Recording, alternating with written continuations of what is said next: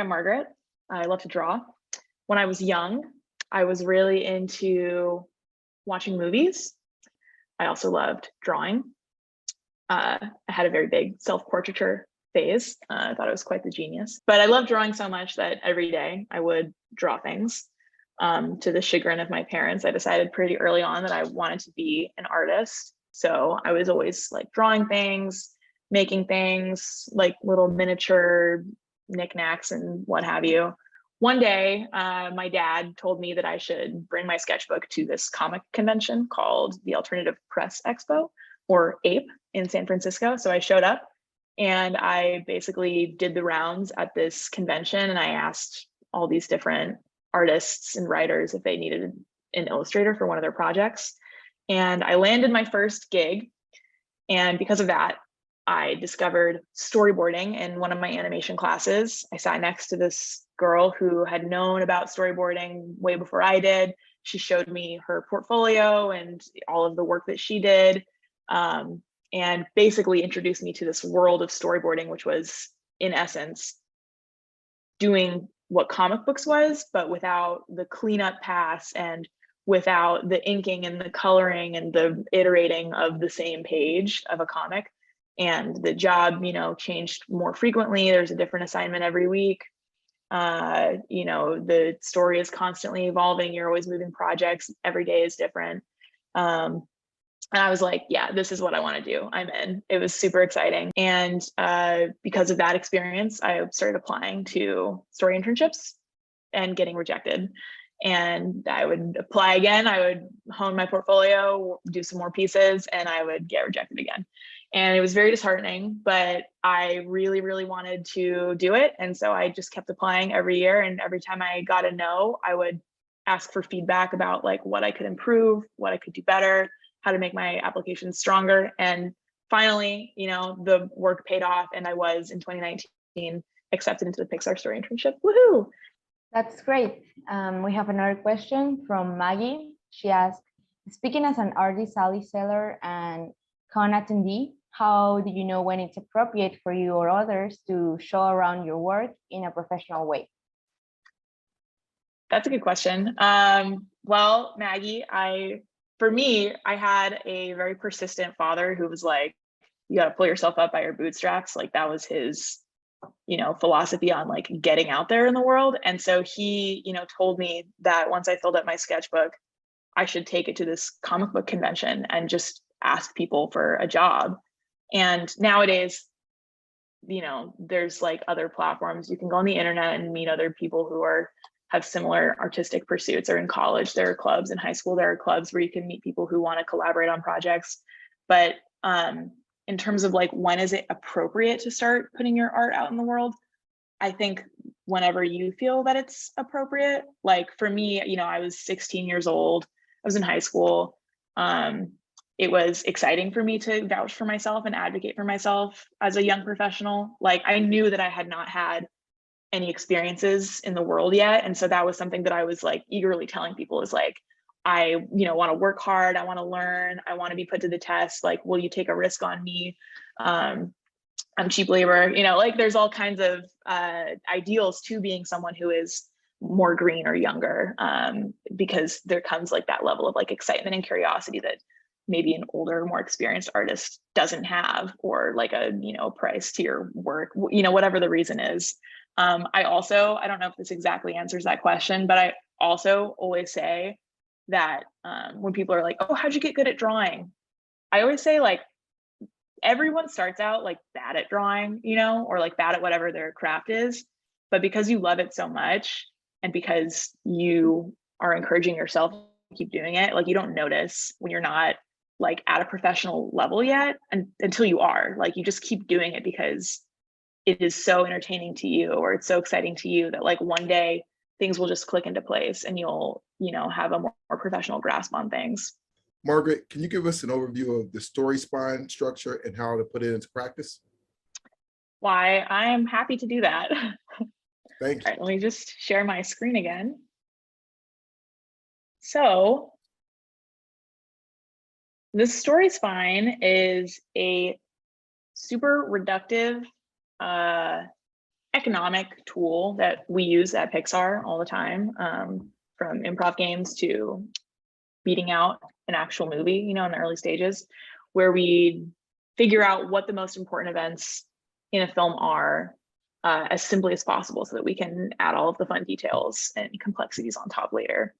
And it goes something like this. Once upon a time, there was, you know, character X, Y, and Z who every day did A, B, C, until one day something changes. And because of that change, there is a response. And because of that response, something else happens. And then because of that, something else happens. And you can do steps 4 through 6 as many times as you need to until finally there is some kind of resolution. And then ever since that incident, you know, you have the end of your story. And once you put all of these ingredients together, you can kind of look at the sequence of events and determine, you know, a type of moral of the story. You know, what is all of this trying to say ultimately? And this is a really great way for us to figure out the beginning, the middle, and the end of the story, or acts 1, 2, and 3 of a story. So I thought maybe it could be fun if we just build a story from scratch. I don't know if someone in the audience could supply me with like a character or an animal. Say. Vulture? Yes. All right. Let's see if I know how to draw a vulture. What's this vulture's personality? Is he, give me an adjective. Is he, you know, angry, happy, hungry? Happy. And where does he live? Can someone give me a little color for this vulture? Maybe he lives in a cactus. Somebody threw out there the clouds. They really want to put you to a test here. Oh, the clouds. All right, so let's say we have a happy, should we name him? Who wants to name him? Chester. Chester the happy vulture. All right, so let's say Chester the happy vulture every day was enjoying his life in the clouds on his special lonesome cactus. I'm gonna supply that the reason Chester is so happy is because he has this cactus all to himself out in the clouds. So every day he would hang out on top of his cloud cactus until one day. Till one day, an airplane flies past. Oh, that's good. That's good. And what happens? Does the airplane knock his cactus over? Does it, what are we thinking happens here? It spins his cloud. It spins his cloud. I'm just gonna draw some cloud destruction here. In case this isn't clear, this is the plane eclipsing the sun for drama. Here's Chester, who is no longer happy because his cloud has been spun. So we'll just say that because of that, Chester is now looking for a new cactus. Chester is now looking for a new cactus. No longer in the clouds. No longer in the clouds. Maybe he's got like a little bindle. And he's also on foot now. Maybe he's on the ground. He's never been down here before. So this is where we get into act 2 of the movie. The character, we've seen them in their normal world. They're, you know, paradise in the sky. And then everything changes. And now the character has to experience a paradigm shift. And they're thrust into a world that's unfamiliar to them. So this is the part of the movie where we start to meet new characters who are going to help our main character grow. There will be new environments, new challenges. They're throwing new characters at you. Yeah, what do we got? What do we got? Because of that, he sees woodpeckers that live in a cactus. Okay, all right. I like that. So because now he's out on foot, a really big ominous cactus, and there are some woodpeckers inside of this cactus. And what are we saying about these woodpeckers? Is the cactus full? There's no room inside this cactus for him? Yes, it's already occupied. Already occupied. All right. Because of that, Chester is rejected by the woodpeckers. All right. What's next? Because of that. I guess because of that, the woodpeckers are mean and they pick on him. Okay. They pick on him. You guys have tapped into one of my weaknesses, which is drawing birds. So that's the fun thing about being a story artist, is it's not always about making the best drawing, but it's just about being clear with what you're trying to draw. All right, what happens let's move away from the woodpeckers. What happens after this? Chester, because of that, Chester disguises himself as a woodpecker. Oh, that's good. Chester disguises himself as a woodpecker, like a cactus spike to his snout, right? Because woodpeckers have bigger beaks than vultures do. This is his disguise. All right, so because he disguises himself as a woodpecker and tries to sneak in, then what happens? And because of that, they find him to be actually a pretty cool guy. Okay. All right, there's some tension building. We have our main character lying about who he is to be accepted somewhere he was not originally accepted. All right, so we'll say because he disguises himself as a woodpecker, he is accepted into the woodpecker community, and the woodpecker community thinks that he's pretty cool. What is going to come to a head in this story? What do we think? The Maybe vulture- Go until ahead. finally they realize that he's a vulture and they accept him and they like the idea that he's different. And now they let him live in his cactus. Yeah, I like that. They never would have let him in because from far away, he seemed like a threat, but it wasn't until he was able to, get to know them up close and personal that they realized he was a pretty cool guy. And let me see here. Somebody put in, don't judge a book by its cover, in a way, as far as the moral. Don't judge a book by its cover. That's great. I love that. Okay, until finally, Chester's true identity is revealed. Is that right? Ever since Chester and the woodpeckers help any homeless birds looking for a new cactus. Oh, that's great. That's great. Here's our cactus. And here's our poor displaced homeless bird. He's homeless because of his bindle. Here's Chester saying, "Come on in." Maybe the woodpeckers have made a little welcome banner. And it's amazing how useful this story spine, just the concept. It's so simple, but very useful. And even just learning and going through this process it's actually pretty fun going through this. I do want to pause for a moment if we can, because I see the questions have been coming in fast. I just want to turn it over to Monica to ask a few of these questions. Yeah. Yes, so we have one question from Triggered Creature. Like, how do you not put too much detail in a storyboard, like for not making it too overwhelming? That is a thing that I definitely struggled with pretty early on. And the number one cure is just the volume of work you do over time. You start to realize, like, I remember when I was making my first portfolios for applying to jobs, and I was picking between like the 10 pieces of art that I had. And just the more you work, the greater your volume of work gets, and you become way less precious with the things that you draw. And when you become less precious, you also start to draw just the essentials of a drawing. And so for instance, let me share my screen again and just like talk about this one scribble that I made. Like in this drawing, for instance, even though it's like not a super beautiful drawing, the important information is like, oh, here's this guy who is in the distance and he looks sad and small. And here is, the place that is being beckoned to. These are the two important pieces of information in this drawing. So you start to think less about like what's the drawing and more about like what's the information and how am I going to visually demonstrate it through things like composition or performance in a drawing. We have another question from Daisy. Like for the story spine, is it okay if we do more than 3 because of that? Oh yeah, Daisy? Is that who asked? Yes. Yeah. Oh yeah, you can do the because of that's as long as you need to. And something that's actually really fun is to have the because of that's go from being positive to negative. So like, because he was kicked out of his home, now he was homeless. That's bad. But because he was homeless, now he could travel the world. That's good. But because he could travel the world, his feet got tired. That's bad. oh, because his feet got tired, he sat down to rest by the creek. That's good.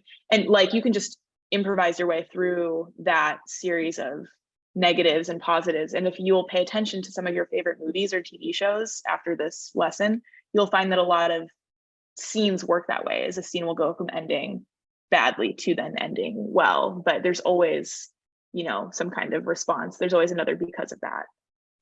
Margaret, we love to hear some last parting words for our audience.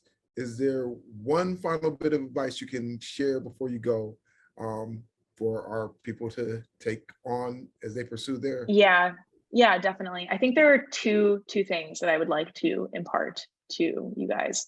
One is that breaking into the industry, like getting the job, is the thing that is different for everyone. Like, there's no one typical, you know, story for people. Sometimes people get internships, like myself, and that's how they get into, you know, working as a professional. Sometimes they work for a long time as an independent comics artist and then they make the pivot.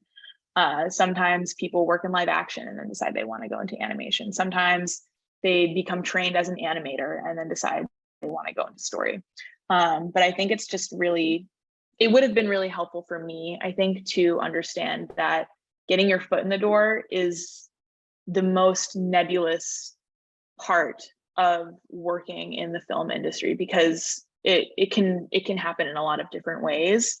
And because it's so unclear, like, what that path is, it can generate a lot of stress or anxiety or discouragement. You know, I was rejected from Pixar, I think 4 times before I finally got an offer, and I had written it off completely when I was in school. You know, I was like, well, that's not going to happen. So what are my alternatives? What are my backup plans?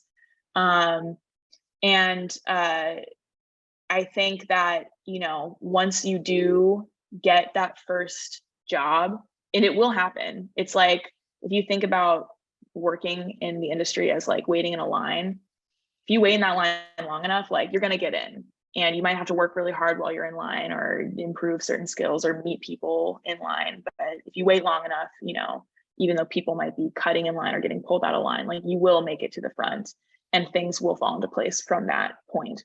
So that's the first thing that I would love to share. The other thing is that we're all artists, and artists are people who comment on the world. They're engaging in a conversation through their medium. And the flip side of, you know, adding to a conversation is by listening. And so I think that it's a really, really, really important part of being an artist to go out in the world and like have life experiences, you know, work the odd job, go travel, go volunteer doing the thing. Like, make sure that you're living a life that has balance and like lots of different inflows of inspiration. I think that's really important too. At this time, I'd like to welcome back my X in the Box colleague, Elise, to review your work. And hello, Elise, welcome. Hello, Dennis, and hello, everybody.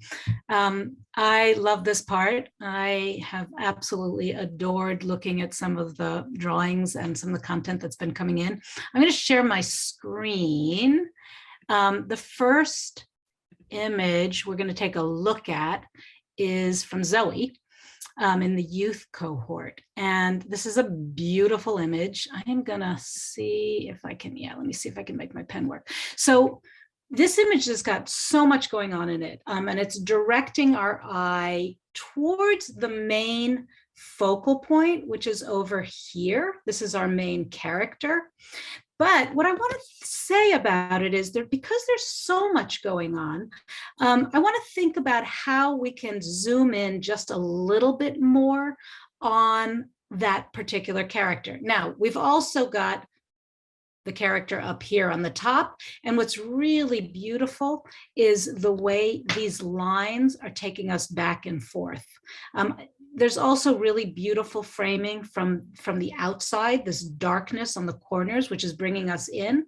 But I think it could get even stronger with maybe muting some of the colors in the background so that there's not so much that's competing. Are we also going to bring in Tony? And so that Tony, I think that was me, my bad. I was supposed to introduce Tony already, and I just got so excited I went straight to this. Tony, do you want to come in and give some thoughts on this piece from Zoe as well? Yeah, I think you hit a lot of the high points. One other thing I found interesting is, as you mentioned, it's very intentional about where your eye goes. So I started like in the upper left and then followed the lines down to the main character to the right. And then I started to explore the image, and I picked up the kind of background characters, the mushrooms, which were a nice little touch. And I just found that the more I looked at this, the more I was drawn into the image, and the more it became part of the story, I felt. Yeah, and there's also, again, this exterior, which sort of circles us, right? Circles us inside and focuses us right in here. And literally, really, the only thing that I can imagine is this really bright part here. I think to some degree, it makes it a little bit harder for us to see what's happening. Where it's nice and muted over here, it's really easy, a little bit easier to see. This might also be an interesting time to talk about the difference between storyboard style and concept art. So storyboards tend to be pretty sketchy because you want people to be following the story, not critiquing the drawings. And the image that we just saw is more like a piece of concept art where you're really trying to get more at the look and feel of the world and the characters. And so they tend to be a bit more ornate. Yeah, which I think at this stage where you're trying to think about both character and world, that's sort of the perfect thing to be doing. We're going to, especially since the deliverable this week was just a single image. And so you could, afford to take a little bit more time with that image to, really, add the detail and the color. But we encourage you not to get, so tied up in those details when you start doing your storyboards. Yeah, absolutely. Absolutely. Okay, we're going to take a look at another one. This is Burnaby's from the adult cohort. And this is kind of almost a combination of what you were just talking about, a combination of a storyboard image and a concept drawing. And it's got so much going on in it. And yet I am really clearly focused on where I need to be looking. These characters that have no color, that are coming out of this giant bear, and there's so much else that's happening. And yet I think there's also this wonderful yellow kind of halo around it that brings us back into the center. Colors used really sparely, the purple and the yellow, but they bring you into, they're really focusing us on what's critical that we need to be looking at. But kind of like what Tony was saying, we're also being pulled all over the place. We're being pulled out and back in with all these different lines, giving us this feeling of chaos in a great way.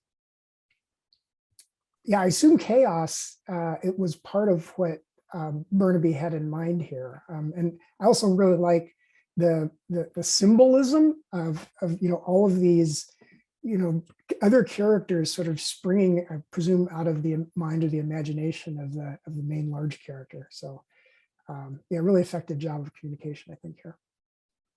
Yeah, basically, I'm just super excited to see where both these stories are going. And that's part of what you want to do. You've got us engaged in these characters and the worlds that they live in. And so it's a perfect time to jump off and go into the story spine.